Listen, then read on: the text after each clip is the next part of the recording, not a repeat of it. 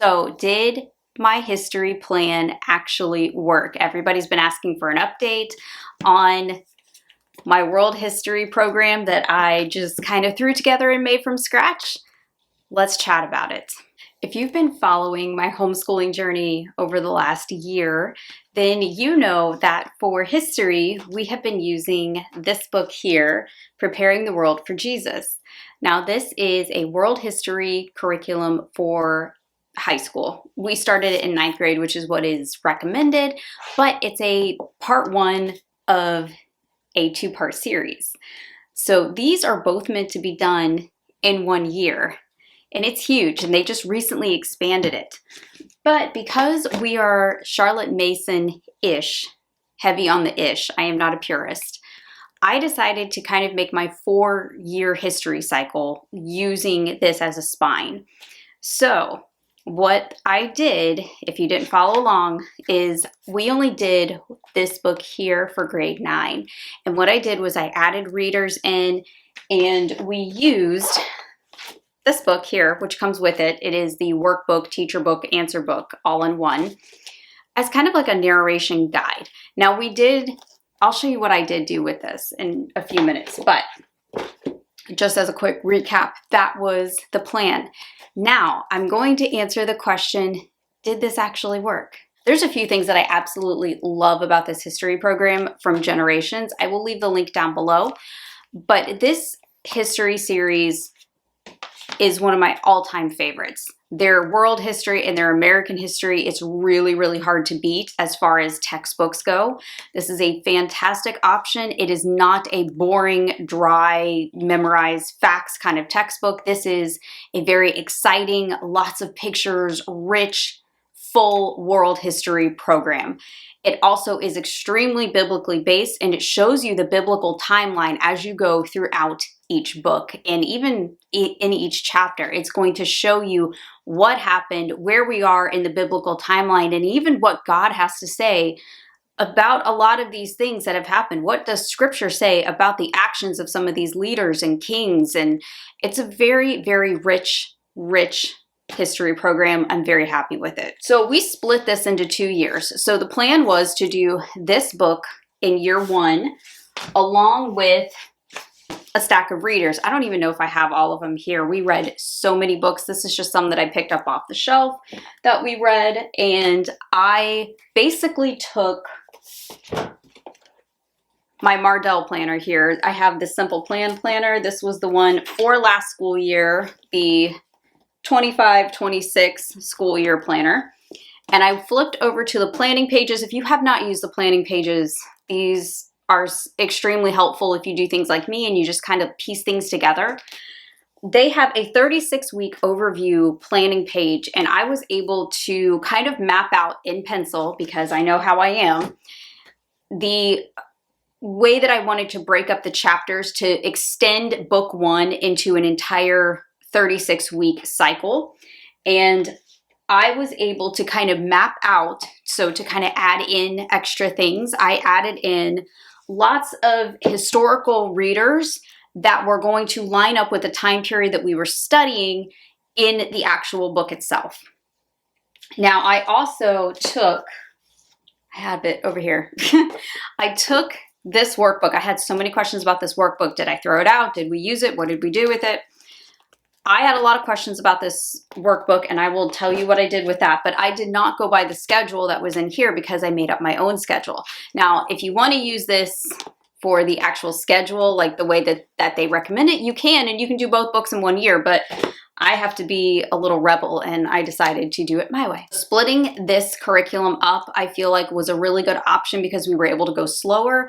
We were able to really involve my husband with a lot of talks and a lot of additional resources. We could do additional studies, and we were able to kind of just take our time going through it. And I really feel like history is one of those subjects that you do not want to rush through. I feel like I was so rushed going through my history classes in high school, and I really wanted to make a 4-year history cycle. So world history for grade 9 and 10, and then 11 and 12 is going to be American history, 2 years of American history along with civics and government. So that is my plan for right now as we go into grade 10. And so far, I really like this. I really like this, and I'll give you a little preview of what we're going to do next year. This is really where Charlotte Mason shines because I was able to add in a ton of living books that we just picked up. And planning this was a little tedious, but I enjoyed it. And I got to read these readers along with him, so I got to expand my knowledge as well, going through it with him. My favorite was The Cat of Bubastes, which I believe was the first book that we read as far as the living books that went with this program. I picked The Cat of Bubastes by Henty, and this was my first Henty book as well. What a fun book. Seriously, if you're going to study Egypt, go pick up Cat of Bubastes. Really good one. We also read The Trojan War. We read Ben-Hur. We read Ancient Egypt and Her Neighbors from Simply Charlotte Mason. We read Hittite Warrior. We read a ton of really, really fun, exciting books. That was a lot of fun, and I really treated it like a book club, which I think we both enjoyed. A lot of people are asking me, did you use the workbook? Yes, I did. I used the workbook. But honestly, it was because my son asked to do the workbook. My son likes stuff like this. There was a lot of map work, so we made sure that we did the map work in here for geography. But he actually asked to just go ahead and do the actual worksheet. So I was like, if you want to, you know, that's fine. But we also used the questions in here as like a narration jump off point because I knew that the questions in here would pertain to the readings, and I knew that these would be important things that the authors have picked out from the reading that, you know, we really probably would want to expand on. So we ended up adding some documentaries, which was fun, especially for ancient Egypt. But here is the biggest surprise.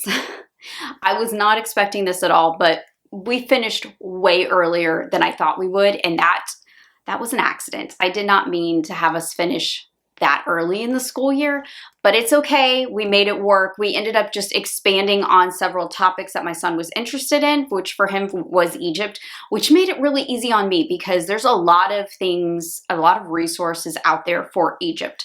So we got to expand on ancient Egypt, and that was a lot of fun. But yeah, we did end a little earlier than I expected to. It was okay. We made it work. I think the best part though was just all of the conversations that we had. We really enjoyed that. But I do want to give you a little preview of what we're going to do next year. So to answer everybody's questions, yes, I liked this. We are going to continue on for next year. Next year is going to be book 2, which I'm getting right now. So here is book 2. This is Taking the World for Jesus. Now, although it looks very large, okay, it looks almost the exact same size as this one.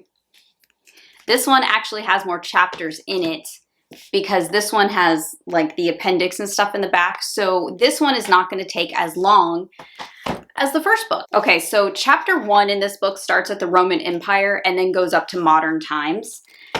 So we are going to pick up in Rome. I have not decided totally yet how I'm going to schedule this, but here is the plan for next year. We are going to do this book. We're going to finish the entire thing, and that's going to be the spine. However, I only meant to pick this up just to review it for you guys. Like, I even just got the PDF and printed it, but I liked it a little bit too much. I picked up the Middle Ages from Simply Charlotte Mason, and I bought a ton of the readers to go with it. When I say a lot, I mean like 95% of them. So I plan on weaving these 2 books together somehow. Do I know how yet? No, I don't. Will I tell you? Yes. When I figure it out, I will let you know. I have not quite yet figured it out. I have several different schedules in my head, but I have not picked yet the one that I know I'm going to do because all of them have advantages. So I think what I'm going to do is I'm going to sit down with my husband, and I think we're going to just talk about it together because when I don't know what to do, especially with homeschool curriculum or with anything, if I don't know what to do about anything, I'm always like, hey, husband, sit with me and let's discuss. And he always gives me clarity. So he gives me great direction. And with history is one of his favorite things to teach. So we're going to be chatting about this, but I have several things in here marked. This is only for middle ages. So this is going to focus heavily on the Reformation, castles and knights, and all kinds of really, really fun things. And one of the very first books that we're going to be reading is A Castle with Many Rooms. So this is going to be a great way to expand this book for the entire year. And everybody's like, why are you doing 2 curriculum books? Because this one is only half. Okay, this is only half. That's what I need to like really make people understand. This whole thing is 1 credit. This is half and this is half. So this is only a half credit of history because there's only like 8 to 12 chapters, I think, in that book. I can't remember off the top of my head. So we are going to add this to make it more rich and more fun and more full, and a full history credit. Hopefully that explains it. But like, people are really coming after me like, why are you making him do double work? I'm not making him do double work. I promise you. I promise you. Okay, that is the plan for grade 10. I do not have all of my homeschool curriculum yet. When I have it all, I will show it all to you. I'm so excited to do the 2026-2027 school year reveal, like the big curriculum reveal, but I just don't have it all yet. Things are crazy. We just got a new puppy this week and we're in like training and housebreaking mode. So like things are absolutely crazy because it's like having a baby in the house again. It's like having a toddler who is going through potty training. So I'm a little preoccupied right now with all of that, and it's still early in the summer. So, and I'm waiting for a couple different sales that I know that are going to be happening before I buy my books because I am strategic like that. I know a lot of you guys are like that too. I'm waiting for some free shipping sales and things like that to happen. So that's the plan for now. I do not know how this is all going to come together, but we're going to do our best. So that's all we can do, right? We can just do our best. Let me know what you're going to be doing for history down in the comments for next year. I would love to know. And I have got to get going because I have obviously things to plan and a puppy to train. I will see you guys in the next video. I hope you have a wonderful rest of your day and happy homeschooling.